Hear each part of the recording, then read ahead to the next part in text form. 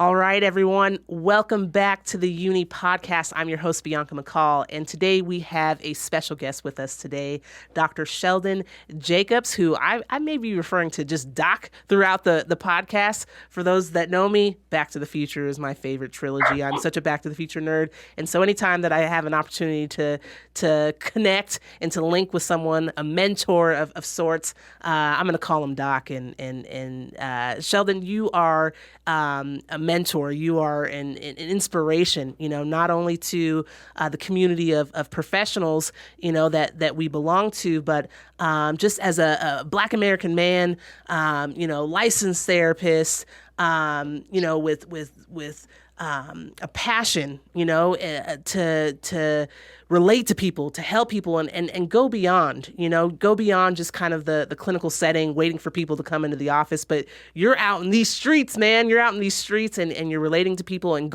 meeting people where they are, which is so important. It's so impressive, especially in this day and age when it's far too easy to kind of just isolate and dwell in your own circumstances, but to reflect that level of compassion and that servitude. I think it's impressive. It's much needed. And I'm so excited to hear your story today, Sheldon. Just to give a little background, I recently did an event where I moderated a town hall event for our Department of Health and Human Services, Division of Public and Behavioral Health. And when they came to me, they said, Bianca, we've got some federal funds, and with those dollars, we want to spend that on engaging Black, Indigenous, and people of color communities, because what we're seeing from the data is that there's an alarming increases in suicide rates among BIPOC communities, the Black, Indigenous, and people of color communities. And my first response as a Black American woman and professional in the space,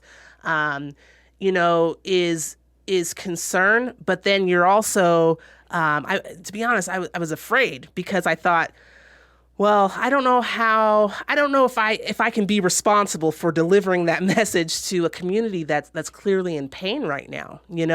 I don't want to Yes. be the middleman or the scapegoat if I myself don't have, I don't have the power to change, legislature and all these things. And so I was afraid. But then when they told me who was going to be on the panel, and asked me to get involved in who's going to be on the panel. And I did some research and I learned that somebody very familiar to me, you were going to be on the panel. Then that fear went away. I thought, oh man, we got the A team. We've got panelists that are, again, experienced and impressive, that are working in communities. They walk the walk and they talk the talk. So yeah, the opportunity to get you on the podcast, man, is an amazing one. I'm so thankful for you being here. If you wouldn't mind, Sheldon, will you please share with the UNNI audience a little bit about yourself, who you are, and what brings you, what's your purpose in coming on to the podcast today? Yes, most certainly, Bianca. And again, thank you for having me on. It's a huge honor to be on the pod and with you. And I think, the biggest thing is, obviously, this platform, having a platform where we can talk about, all things, especially things related to mental health. I think that's huge. But for me, my journey has been rocky. I mean, I've been through a lot in terms of just, growing up, the things I've had to endure. So one of the things that a lot of people don't know about me is that I was diagnosed with a learning disability in about the sixth grade. And so learning was very difficult.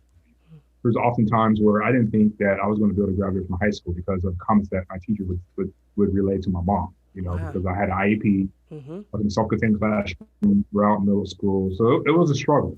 And so that I think that's where my drive sort of came from, was just, having to work twice as hard, three times as harder than my peers just to barely make it. Right. Yeah.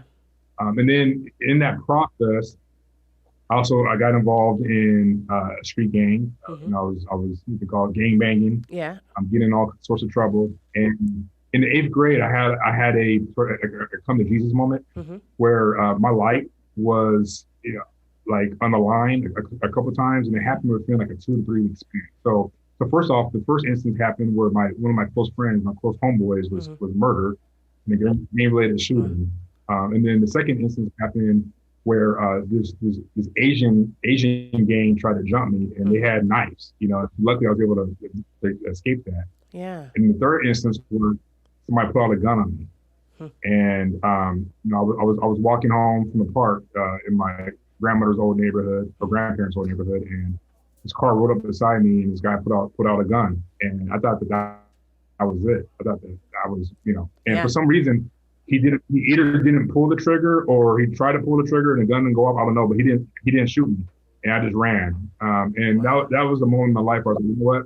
I needed to change some things. I need to change my lifestyle. I need to change my behaviors. This is not what I want. Right. My family raised me better than this. And so I knew that I kept going down this path that I would end up in the bed or in prison or in jail or in prison. So that's kind of where I made that first change.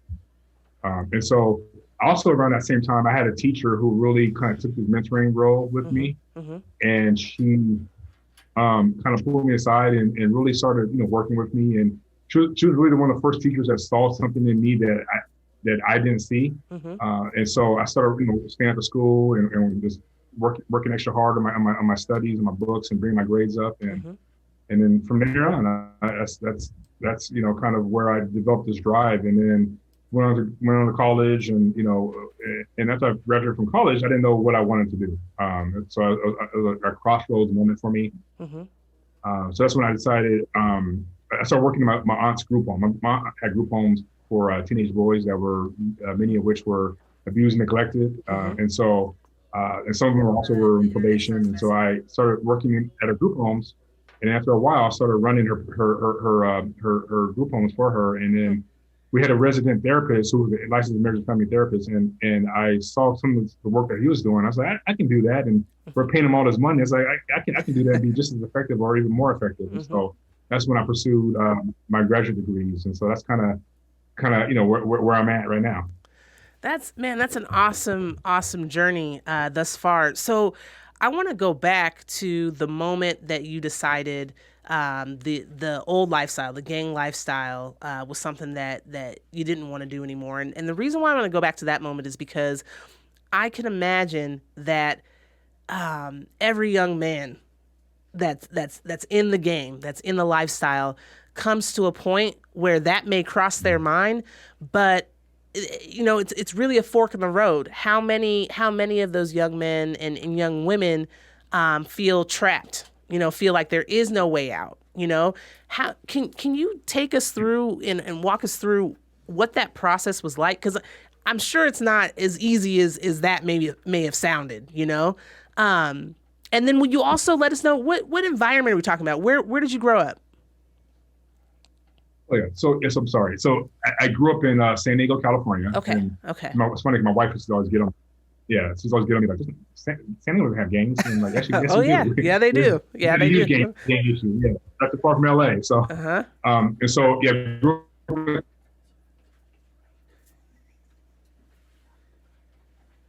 San Diego, California complex, and obviously every gang, every individual experience is unique, right? And so for me, it was more or less like I started hanging around with with gangbangers, essentially. So I was hanging out with other youth, other peers my age or older that were also gang involved, and I started kind of seeing some of the things that they were doing and some things they're getting involved with, like in terms of like criminal type things, like robbing people, stealing, those type of things, violence, beating up people, jumping people. And so, but then I started replicating some of those behaviors, some of those things that I saw. And so I would, be in school and I would just, hit somebody for no reason, or I would, steal things out of my peers' backpacks just because, So I started doing this very stupid stuff, right? And then it started kind of escalating a little bit where I started like, picking fights with other individuals that maybe were also gang involved, but wore a different color than I did, and so from there, that's when things started getting real for me, because then I started developing this reputation for myself, and so when I developed that reputation, some of my homeboys who were also gang involved were like, "Hey, he's down with us. He's put it on for us. He's put it on for the set. He's doing this X, Y, and Z." And so that's kind of how I got immersed into the gang culture. I also had also had a cousin that was also like a notorious, gang member in San Diego. Mm-hmm. And so he was, I would talk to him about different things, and I kind of wanted to be like him. And so some of those things just kind of rubbed off on me, right? And then when it came time for me to say, you know what, I don't want to do this anymore, because I saw how the direction that it was going. I was getting like way too deep, and it really started causing a level of trepidation for me. Yeah. I started getting fearful for my life, mm-hmm. and my family's life mm-hmm. as well, because of the decisions I was making. And right. so from there, what happened was I just stopped. I just kind of walked away. I stopped associating with some of those negative peers, mm-hmm. And that's kind of how I was able to gradually kind of get out of that lifestyle. However, you're right. It's not that easy for other people. I mean, some you might have heard this for some gangs. Like sometimes death is the only way out, or doing something very right. And so everybody's experience is different. Lucky for me, I didn't have to like do anything crazy like that. Mm-hmm. But I was able to kind of just stop associating with certain people, and that's kind of how I was able to walk away from it, if you will. Okay, and one point that you made that resonated with me is that you had, strong and compassionate adults in your life that helped you make that transition out of the gang lifestyle and into something more focused. You spoke about, getting involved with the group homework and again, kind of that servant leadership, and then, having a teacher believe in you. So change the narrative from what they were saying before, oh, you'll never graduate and all these things, but actually having a teacher, an important, safe adult in your life that's actually motivating you. That's got to be key in your success to be able to transition out of that life. You're right on. I think, I came from a well-to-do family. I wanted to put that narrative out there that I didn't come from a well-to-do family or a very supportive family. Because a lot of times, you hear that with gang members, yeah. They come from broken home. The family becomes like that. The gang becomes like that surrogate family. And right. So for me, that wasn't necessarily the case. I had a great family. For me, it was more or less like for one thing, I started having some issues, with not having a father around. Being raised by a single mother, but in regards to the mentorship piece, I think it was a huge piece, because, like I said, my 8th grade teacher, that was really a turning point for me. I felt like if she, and I think it was like a divine intervention. I think God put her in my life for a reason, because if she didn't come into my life at that time, I think I would have definitely gone further down that road, right. or in that wrong direction, if you will. Right. And so she came in my life at the most appropriate time for me, for sure. So it was her, and I had my auntie who owned the group home. So she was another positive mentor figure for me. My mom was as well. My stepfather was a firefighter. He's also a positive role model. My grandpa. So I have people throughout my life in different parts of my life that were instrumental in helping me to stay on that right track. Right. And, something else that you're describing, that to me is so important, is beautiful, if you will. I'm a strong believer, it truly does take a village, and it truly does take a community to raise our young people, right? And as parents, even in a scenario where, you are being raised by a single mother, the strength, in that parenting, right, to connect your young person, your child, with other members of the community, that are positive, that are healthy representations. I think that is so important, and that's a part of what's missing. And especially when we look at, let's look back at BIPOC communities, an example.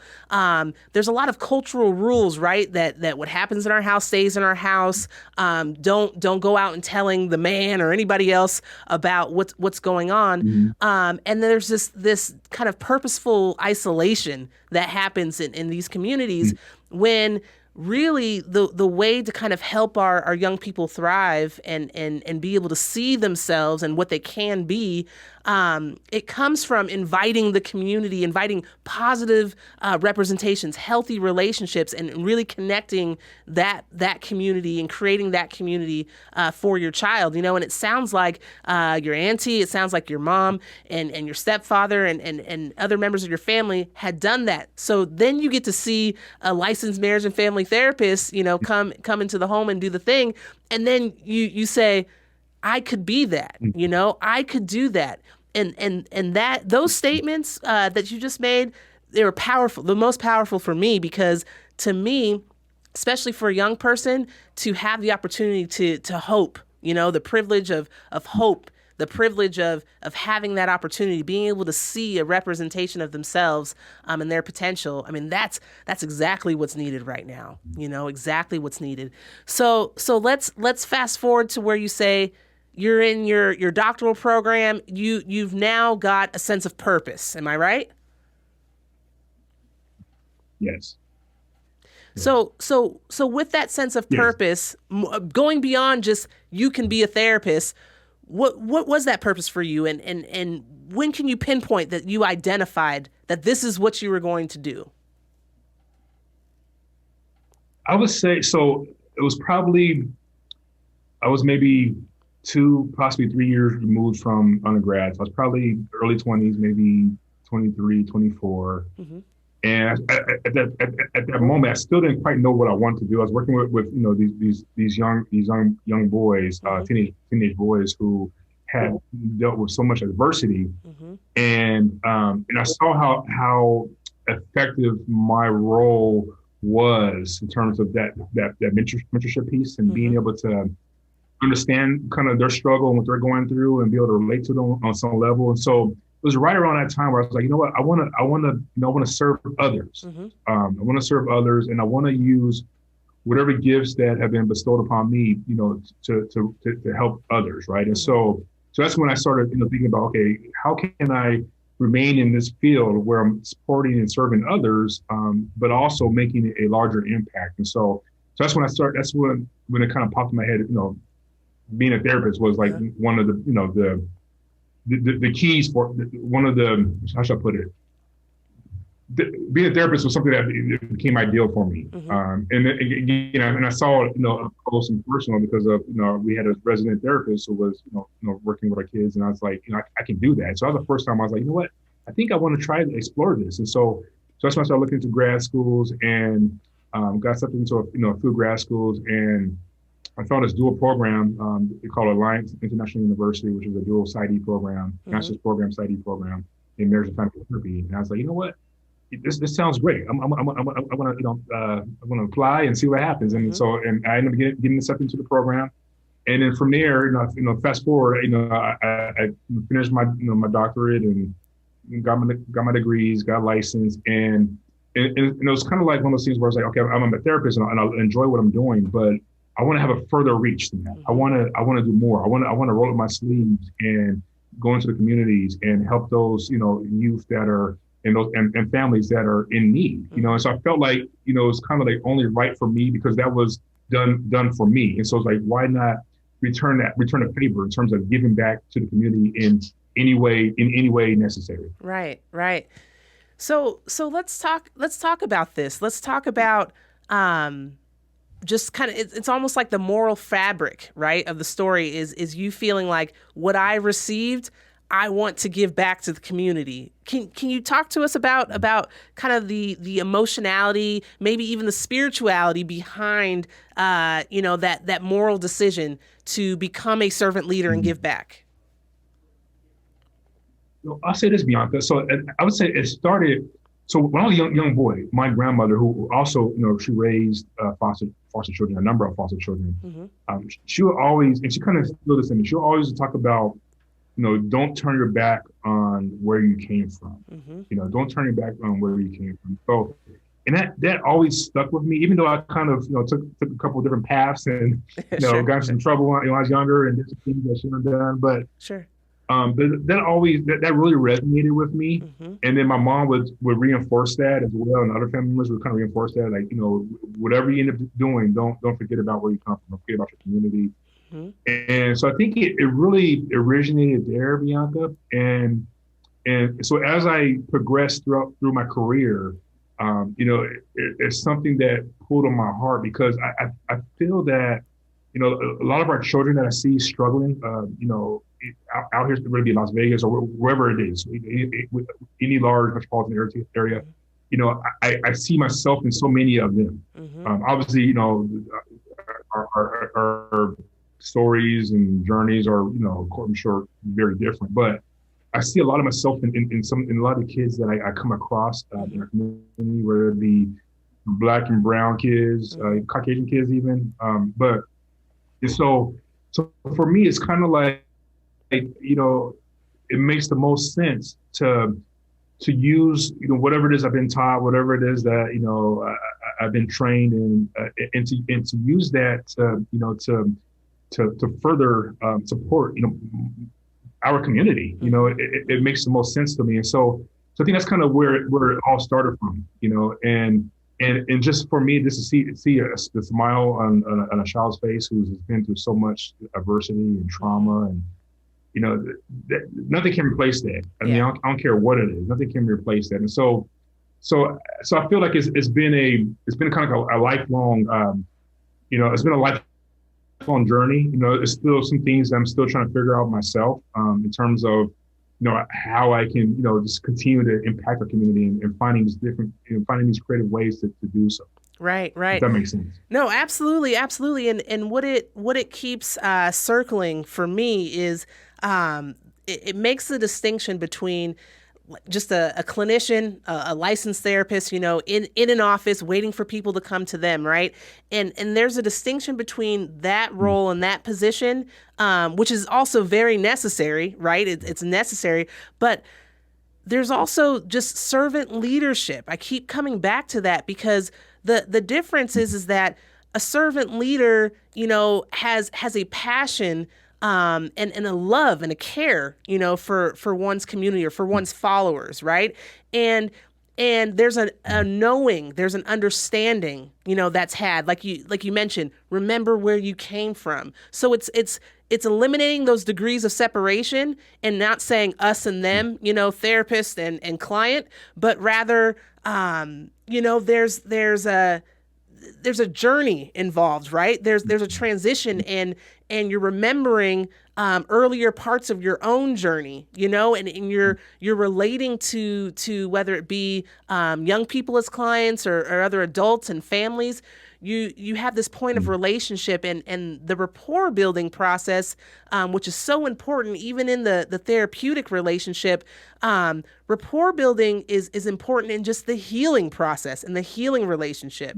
Anytime that you are a mentor to somebody, if you're a parent or a teacher or in any position, where you are that person's kind of safe individual, safe adult, rapport, relationship, the way that you lead, somebody out of the darkness, it's very different. There's a distinction between kind of the clinical practice and really the social practice, right?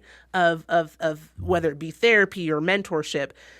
I want to talk about how far you have gone to make that point of relationship accessible and open to people that are in need, because I think it's incredible, what you've been able to do and how you've stepped outside of kind of that traditional office space and you've made the community your office. You've gone to the streets. So I don't want to ruin it. I want you to tell the story, but please talk to the UNNI audience about how far you have gone and you will go to create that point of relationship.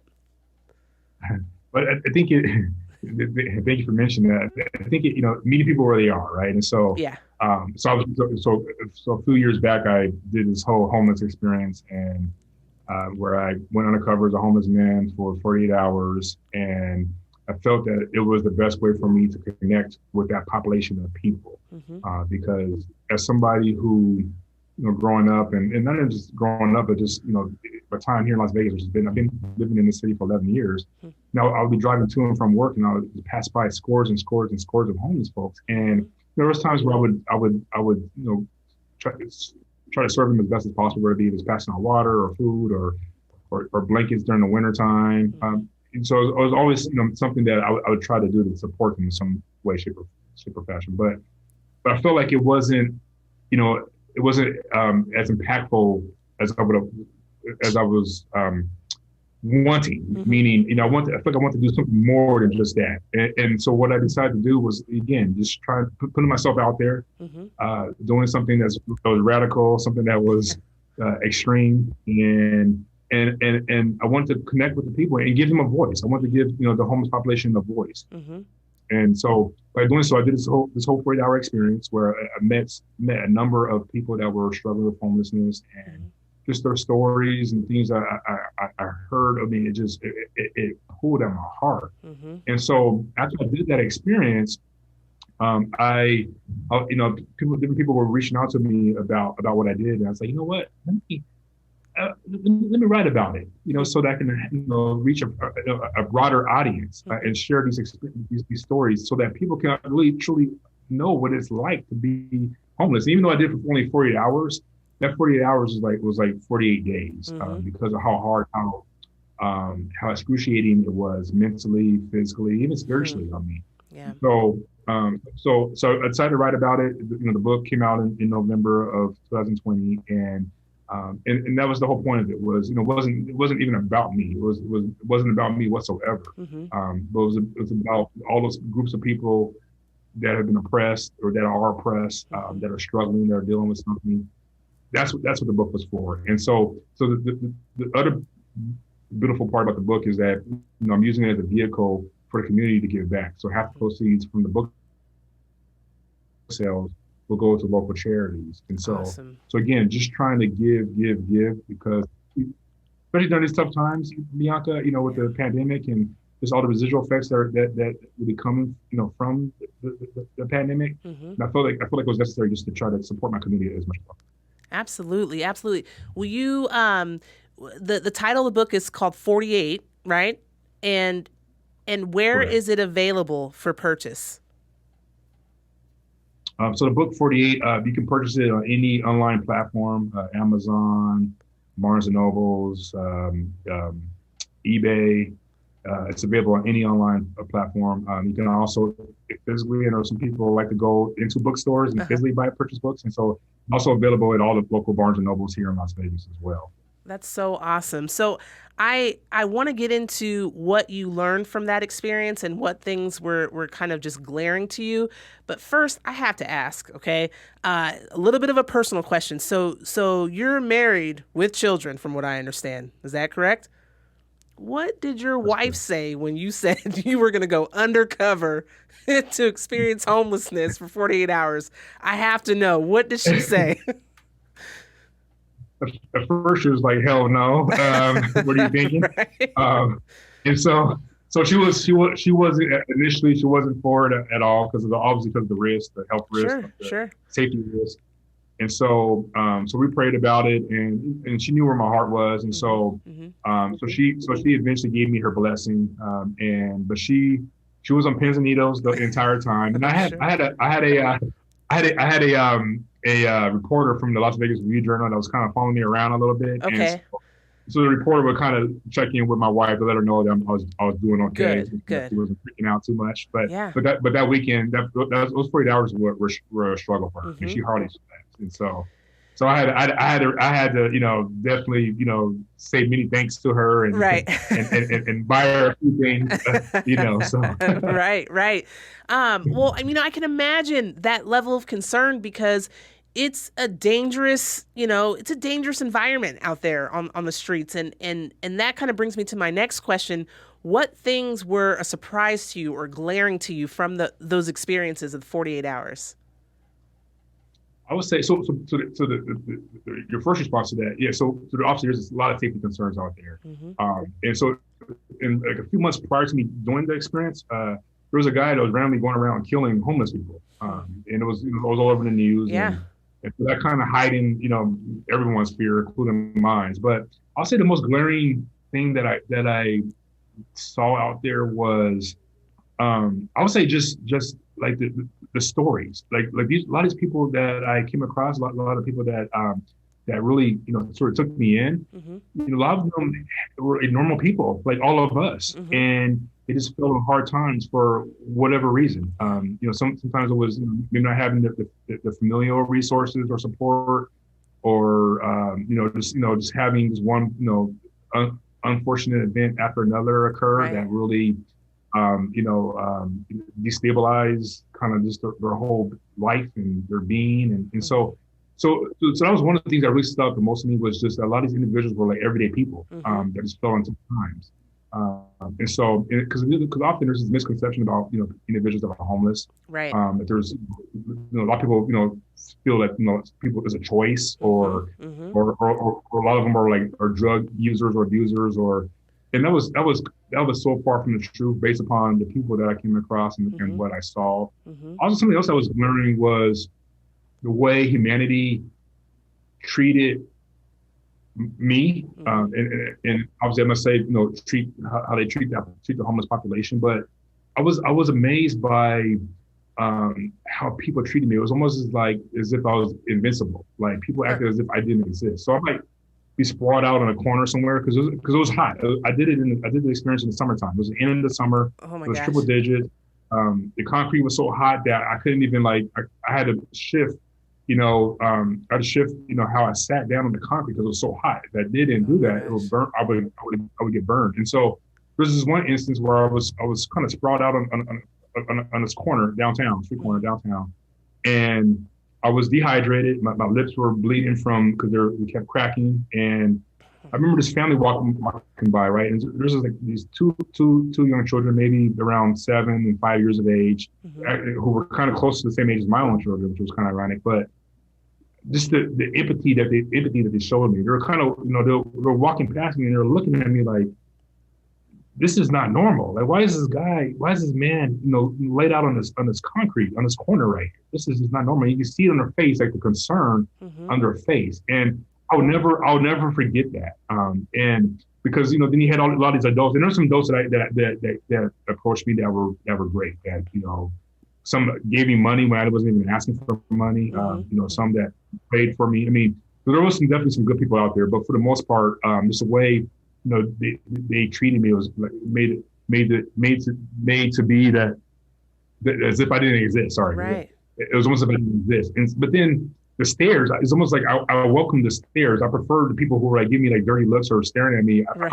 I welcome that because Right. at least they're acknowledging me in some way, shape, or form. So Mm-hmm. it was interesting, just kind of just that almost like that dichotomy. We're in Las Vegas, all the bright lights, Right. and you see this other side, right? Mm-hmm. Where people are just in pain, people are struggling, people Mm-hmm. are just having a difficult time. So it was interesting to say the least. Yeah, and so something that you're bringing up is the stigma that surrounds homelessness, and the assumptions that this is a choice, or again, going back to what we said earlier about there's this us and them, and really what you're talking about uncovering is that, again, there's this elimination of degrees of separation, and really puts into perspective that we're all one hard time, away from one. Like, it doesn't have to be tragedy. I mean, a lot of us, we're living paycheck to paycheck. Nothing can go wrong. There's minimal room for error, and it's one error away from being, right there on the street corner downtown Las Vegas in the summertime. So in addition to the dangers of what goes on within the homeless community, right? So you talked about, the dangers of how community, engages homelessness and people out there. I do remember that someone going out and assaulting and killing homeless people. What about within the community? Because you bring up, all homeless people are drug users, right? What about those that are homeless, that are in the homeless community, that start using drugs as a coping strategy almost. It's like a coping modal for dealing with homelessness, right? Can you speak to that a little bit? Sure, of course. And thank you for bringing that up, Bianca, because that's something I wanted to touch upon. Because you're right. You're one thing, being out on the streets is not normal. Mm-hmm. It's very traumatic. It's very traumatizing. And so for me, even like I said, I was only out there for 2 days, so 48 hours, Mm-hmm. and my mental health was being impacted. Mm-hmm. My physical health, of course, was impacted because I wasn't able to sleep because I was fearful for my safety. So I wasn't really sleeping that night.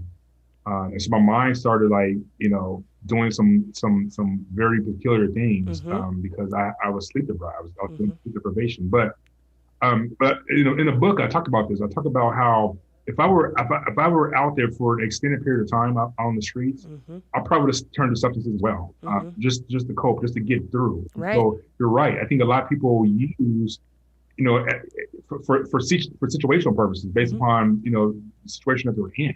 So it doesn't necessarily mean that they are addicts or they have severe drug issues. It's more a matter of what can I do to kind of help me to get through this day or to get through this week. So again, it was tough. Like I said, I was on the verge. Like I said, if I had to be out there for probably another week or so, I'm sure I would have, drank some alcohol or used something just to help me to get through it, because there's no way that you can be out there functioning as a normal human being with just all the environmental factors that are around you. There's no way. So yes, to your point, the cope, I mean, by any means necessary, whatever it is that you need to do to survive, because at this point it's survival. Right. You know what I mean? It is survival. Right. At its finest. So whatever you can do to survive, yeah. No, absolutely. Primitive survival. And you got to think during the pandemic, just to give perspective, we've got a community of homeless people, and the homeless rate is growing exponentially. I mean, Las Vegas, in particular, has a serious homelessness problem, housing crisis. So when you think about during the pandemic, how that's impacted that community, you've got to understand that the risks are just heightened right now, right? Because now you've got, a scarcity of resources and even, those coping strategies, even things like, you can go into a casino pre-COVID and put, a few dollars in a machine and get a free drink, right? And get these vices that help you kind of get through the day. Or you've got such a transient community, with tourists and things, that you may have more people being compassionate and giving out money, right? Or giving out different resources and things to you. And then even, with you mentioned, having to stay awake if you're afraid of getting robbed or beaten up or your life is in danger. So you're using drugs like methamphetamines and all these things to stay awake. It's a dangerous time, and especially in lieu of the pandemic. You've got casinos that aren't, allowing folks to come in and get reprieve from inclement weather or have access to their vices or to other people. You've got stores. People are just less. We're isolating. We're physically distant and physically isolating. And I've been super concerned. I'm going to be honest with you, Sheldon. I've been super concerned because since the beginning of the pandemic, we've had this notion of we need to socially distance. Social distancing will preserve life. That's been the messaging since the beginning of the pandemic. And I've been concerned with that because you and I know social isolation, social distancing is a key sign and symptom of mental health crisis and suicidality, right? Those are the key signs and symptoms. So I'm always correcting people. I'm always telling people language is important. I hate to be that person that, corrects grammar and all this and that. But it's important that we do this, that we recognize that language is the key to being able to kind of change the culture and how we view homelessness, how we view mental health, how we view suicide. And instead of social distancing, we need to come to an agreement that physical distancing preserves life in this instance, with the pandemic.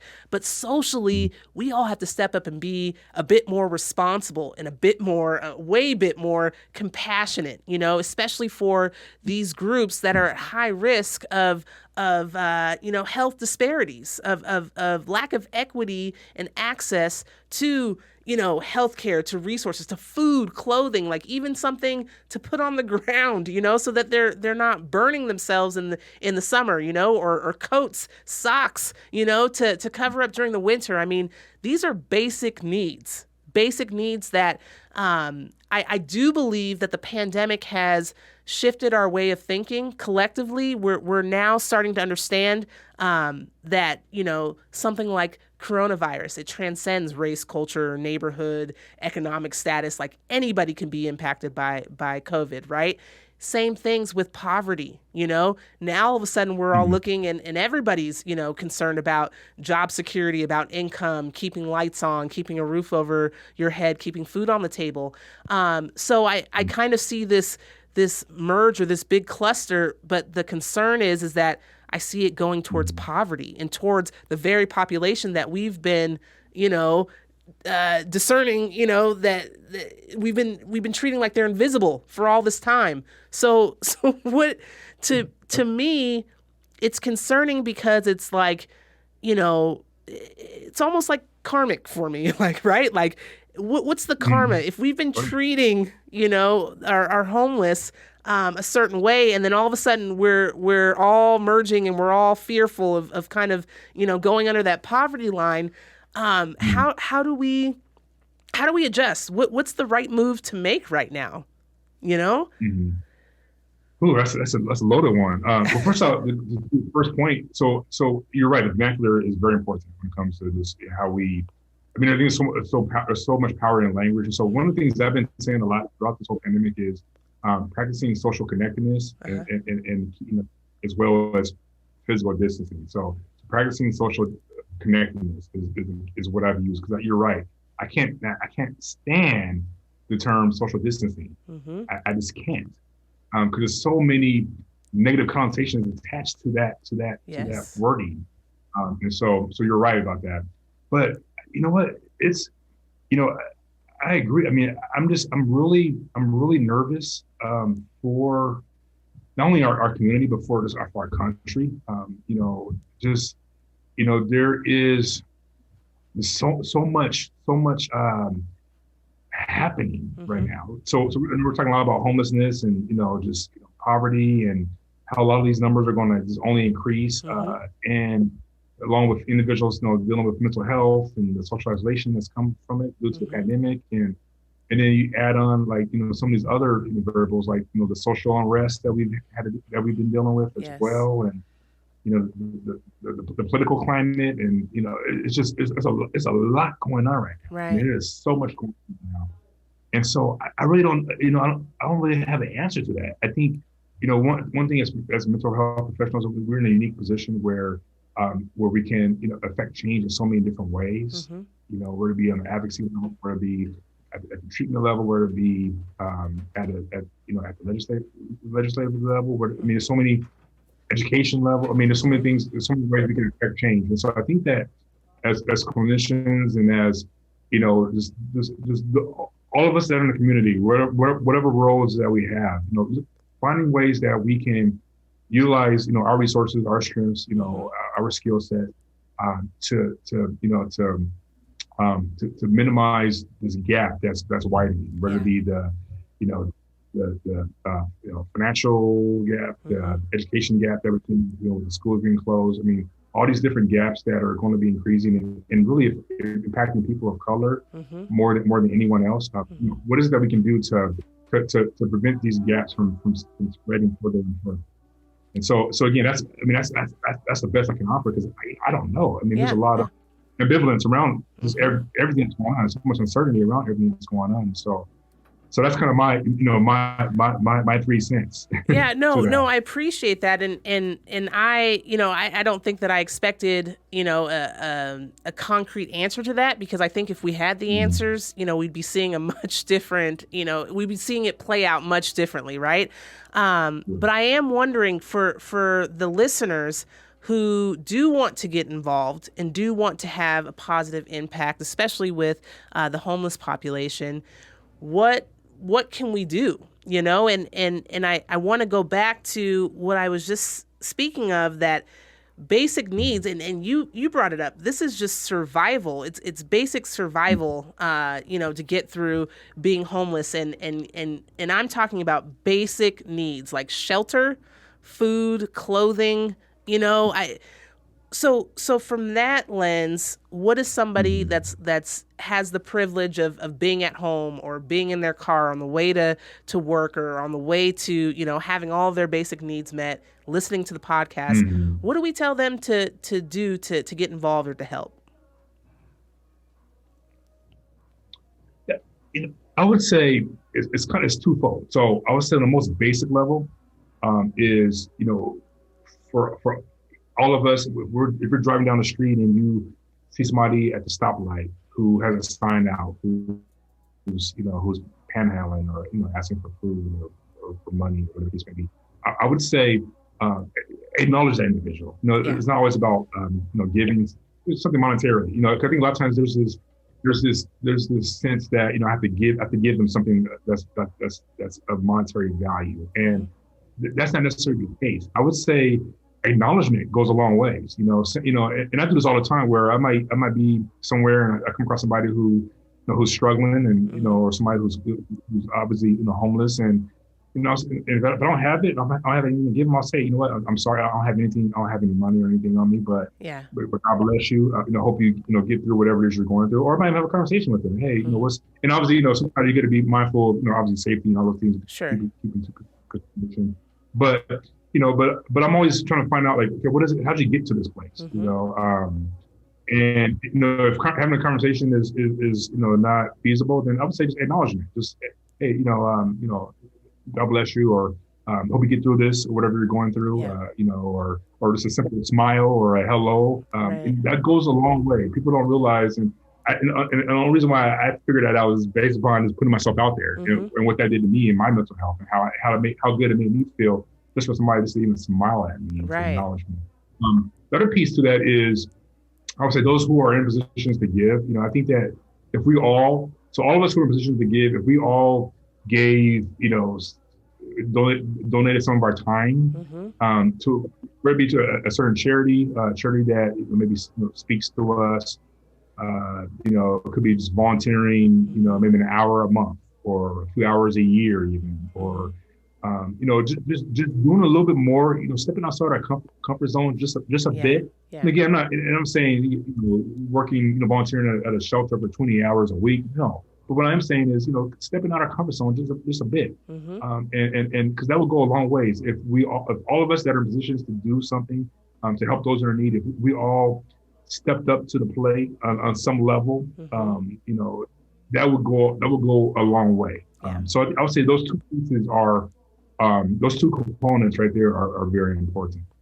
Absolutely. I love that. It all goes back to, kind of the central theme is service, is being of service.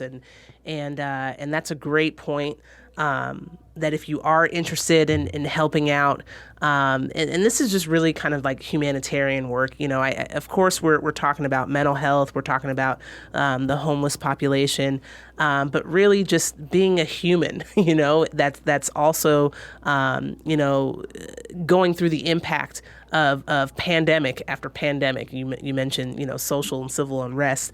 The best thing that we can do is know your community, before you know how to help community, you have to know and understand your community. And that's, doing a little bit of research, knowing what charitable organizations and foundations are out there doing the work in the areas that you're passionate about. and finding purpose in donating even just some time. If you can't afford financial resources and clothing and food and that sort of thing, donating your time can make sometimes even a greater impact. So I love that. I love that. I want to ask you now, granted, I know that you were able to come out of homelessness and return home. And so that probably had a lot to do with your healing process. But you said something that I thought was holy grail, in terms of how I view kind of the healing process. And you mentioned that experiencing 48 hours of homelessness, it affected you mentally, emotionally, and spiritually. And I say that's holy grail because for a lot of us, that's really kind of like step one or square one, is us understanding trauma and us understanding that it's not about a simple fix. It's not like you have a physical injury, you go to the doctor, you get a pill, and it fixes or it cures everything, and then you move on with the rest of your life, right? You have to address injury on all levels, injury physically, emotionally, and spiritually, and to heal from that, it's a daily devotion, and really it's similar to addiction recovery, is that every day of your life you are working, your recovery plan. So we got to get away from this. It's convenient, it's quick, it's an easy fix, but rather this is a constant adjustment that we're making. It's constant work that we're doing in our recovery from trauma, and understanding that it's complex, right? It's multi-layered. It's not just trauma physically, it's not just trauma psychologically, and it's not just trauma spiritually, but we've got to come together, leaders in all aspects and areas, and really support our communities, on all fronts. So I want to talk about how you took those initial steps to healing from the trauma that you experienced in just 48 hours of homelessness. Yes, and that was beautifully said, by the way. Thank you. Bringing molding all those together, that was great. I would say, so for a good 2 or 3 weeks, I was, mentally just not completely right. So it took some time. Just, my sleep was off. I just, some of the, just seeing what I saw, it impacted me. And so. Yeah. So for me, a lot of it was, in my wife. She's why I'm able to do all the things I'm able to do. She's just a huge support. And so when I was, having, just some visions, or some flashbacks and some of the things that I saw, or, I was, we would sit down and talk about it, and so she was kind of like that person for me, and then a couple of my therapist colleagues as well. I was bouncing some things off of them. So not necessarily like in a formal therapeutic way, but more or less just kind of talking to them about, okay, this is some of the things that I'm still feeling. Is this normal? They're like, yeah, you were living on the streets for several days. So yes, it is. So I was able to kind of just really talk to different people, professionals, and then and my wife is somebody who I really, really trust as well. And so that kind of helped me, with my mental health, just, talk about different things. And then also just at church, my pastors were also very supportive of me. Actually, when I did the whole 48-hour experience, my church, before I went out, they prayed over me. And so I was able to do like a check-in with my pastors afterwards, and they prayed over me afterward. And so that was also kind of part of my healing journey as well, is just being in church and being able to kind of talk about it. And I think also too, what was also sort of cathartic for me was just, having these conversations about kind of what I experienced, and talk about it. Kind of like, therapy, like you talk about something that's painful, it's kind of, it can be cathartic. And so I did a lot of that. I did a lot of just sharing my experience, and that really helped me, in terms of just being able to talk about it. But the first week or so, it was tough because, like I said, I was still, everything was still fresh. It was very fresh, and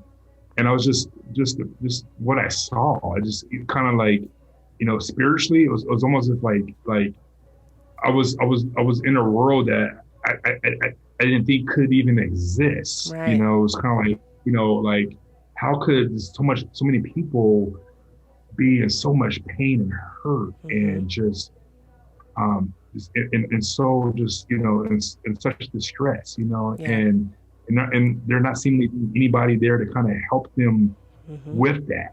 So that was kind of like my struggle, Yeah. was just like wow, like this is, there's this road out here, Hmm. and people are suffering right in front of us. Right. So yeah, so it was definitely a process, Bianca.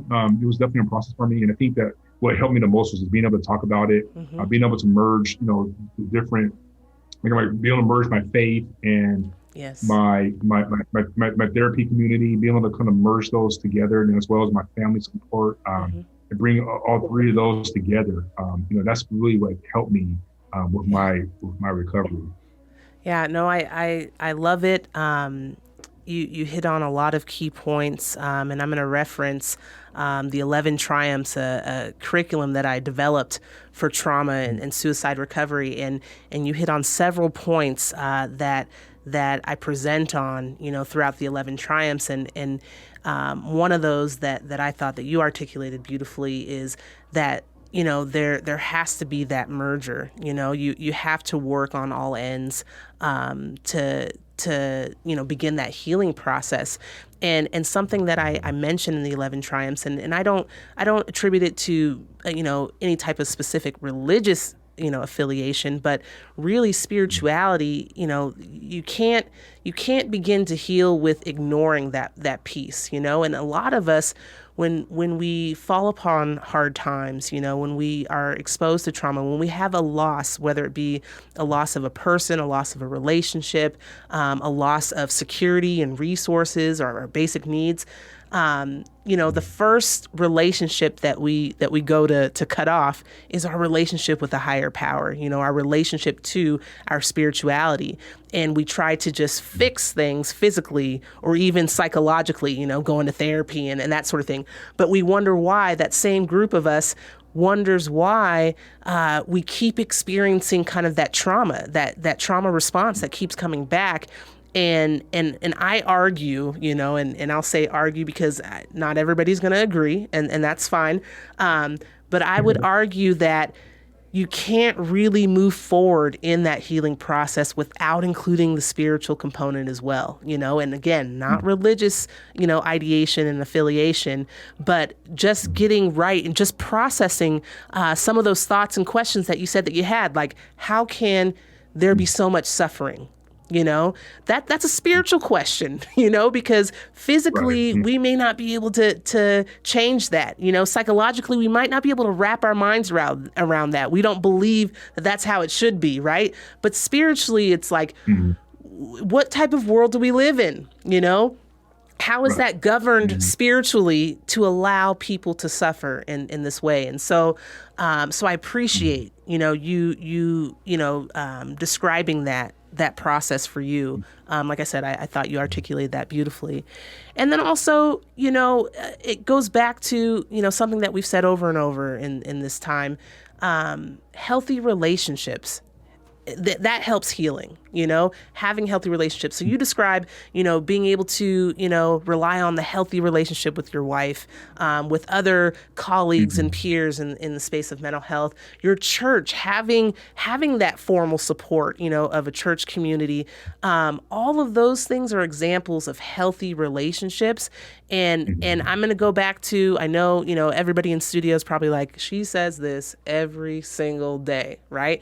But I'd say it because it literally is a statement that I feel like it changed my life. My partner, she had me listen to a TED Talk, and in the TED Talk, the speaker says the opposite of addiction, speaking about addictions, is not sobriety. The opposite of addiction is love. And the Mhm. same can be true. You replace addiction with homelessness, with mental health or mental illness, with suicidality. The opposites of these things, the opposite of suicidality is not somebody thriving and wanting to live. The opposite of suicidality is Mhm. love, is compassion, is healthy relationships. And like I said, you replace all that with homelessness and with all of the other dis-eases in this world. That's what we all need more of. And that's what your story of triumph proves and shows for all of us that are listening, and hanging on the edge of our seats listening, like, what did this guy do in 48 hours? Surrounding yourself with positive, healthy people and nurturing those healthy relationships, that sometimes is half the battle. Am I right? You're exactly right. Yeah. I like hearing that. I like hearing that I'm right. So Sheldon, will you please, if you're willing, and I have a feeling that you are, but if you're willing, will you share with the UNNI audience how they can get in contact with you if they want to continue this conversation, if they want to learn more about the work that you do, if they want to, get a copy of the book, and if they even want to see you, for our Nevada residents, if they want to, get your therapy services, how do they get a hold of you? Mm-hmm. Sure. I'm on all social media. So my handle is Dr. Jacobs. That's my Twitter handle. I'm on Facebook as well as Instagram. So Dr. Jacobs is my handle. And then also, in terms of if you want to get in contact with me directly, you can. Probably the best way to get through me is go to my website, drsheldonjacobs.com. Again, drsheldonjacobs.com, and it has everything about me is on my website. And so that's another good way to get in contact with me is through there. But again, you can follow me. I'm always in the community putting on different events. And I'm always putting things on my social media. And so that's probably the best way to follow me. And if you want to get in contact with me and it's urgent, I'll fix 3580. Once again, 619 area code 756-3580. Awesome. Thank you so much for sharing that information and for being accessible, because that's another thing. When we cast such a wide net, and we start to identify people that are in need, it's all about what are you going to do with the fish, once you catch them. And so you being accessible and having so much to offer is a beautiful thing, and it's exactly what we need right now. So please go to this man's social handles, social sites, your website. I've checked it out. It's pretty cool. You also have on your website how you can purchase the book and things like that. So I encourage all the UNNI listeners to get up and get into that. Sheldon, is there anything else, like if you were speaking to a specific someone out there, that you're almost like, that you can activate a change, a chain reaction where there's positive changes going in communities. If you had that, that ability with a single message, what would that message be? Who would you be speaking to, and what would that message be? I think that I'll be speaking to our youth, because they're the future. Mm-hmm. And that message would be, it's not always about the success and the end result. It's about the journey. It's about the times where you've fallen down and had to get back up. It's about the adversity, and it's about all the things when the times when people told you no, or you couldn't do something. So embrace the journey, because we've all been down our journeys, and it hasn't been easy for any of us, right? And so, but I think that's the beauty. That's what develops character and develops, who we are as people. And so I would say, embrace the journeys more so, and focus on the journey more so versus the end result, mm-hmm. versus the destination, mm-hmm. the journey and the process, if you will. I love it. And for your young people that are listening, embrace the journey and know that you are not alone in your journey, and if you do not have healthy relationships or safe relationships, safe adults in your life, or you don't have teachers and aunties and parents that are telling you can do it, or helping you to realize your potential, or your survivorship identity, then you've got the UNNI Podcast, you've got Dr. Sheldon Jacobs, and you've also got some resources. I want to give a shout out to the Reach In Now movement, right? Reach In Now movement is because it's hard. It's hard to reach out, especially when you're in crisis, especially when you don't feel like you have all those healthy relationships, and safe people around you. And so instead of waiting for people to figure out how to reach out, we're reaching in at this point. We're reaching in. So go to reachinnow.com, where there's a survivor community waiting, willing to be there to listen to your story. You've got folks that are far along in their healing processes and journeys that could help you to tell your story. And really it's about the journey. It's about the journey at reachinnow.com. I also, before we let you go, I want to give a shout out to GTV Radio. That's where we record all of our podcasts. It is the official radio station of the UNNI Podcast and Reach In Now University. I also want to give a shout out to Frequency Jewelry, who's the official jeweler of the UNNI Podcast, where crystal healing is possible. It happens here. I also want to say thank you again to you, Dr. Sheldon Jacobs. I thoroughly enjoyed our conversation today.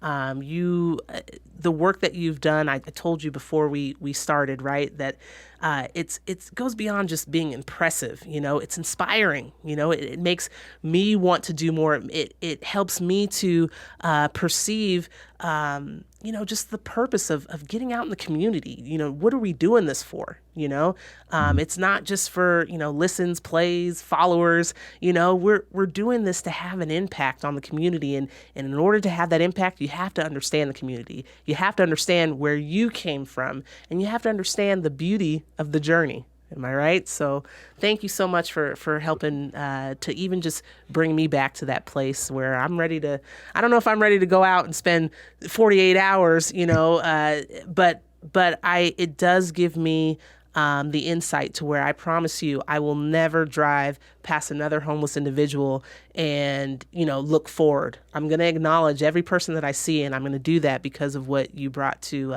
the podcast today. So I thank you for that. Very good. And thank you again for having me. Appreciate what you're doing. So keep doing what you're doing as well.